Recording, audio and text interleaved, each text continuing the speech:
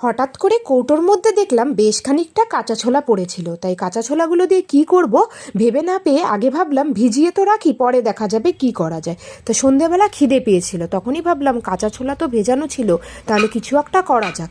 তাই আজ বানাবো ছোলা ড্রাই মশালা, খুব সহজ উপায়ে কিন্তু একদম চটজলদি। এদিকে ছোলাগুলো সেদ্ধ হতে প্রেসারে বসিয়ে দিলাম।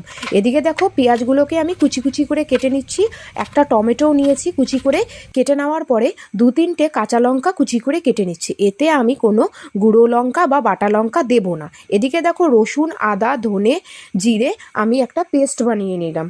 এদিকে কড়াইতে জিরে ফোড়ন দিয়ে প্রথমে একটু সামান্য চিনিও দিয়েছি লাল হওয়ার জন্য। জিরে ফোড়ন দেওয়ার পরে পেঁয়াজগুলোকে ভালো করে আমি লাল লাল করে ভেজে নেওয়ার পরে মশলাটা দিয়ে ভালো করে কষিয়ে নিতে হবে। মশলাটা কষিয়ে নেওয়ার পরে এর মধ্যে সামান্য একটু নুন, হলুদ দিয়ে মশলাটা খুব ভালো করে কিন্তু কষাতে হবে লাল লাল করে। এদিকে আমাদের ছোলা কিন্তু একদম সেদ্ধ হয়ে গেছে, একটু ভালো করেই আমি সেদ্ধ করে নিয়েছি, যেহেতু এতে কোনো জল ব্যবহার করব না। তারপরে টমেটো কুচিটা দিয়ে দিলাম। টমেটো কুচি দেওয়ার পরে বেশ খানিকটা কাঁচা লঙ্কা কুচি করে রেখেছিলাম, সেটাও দিয়ে দিলাম।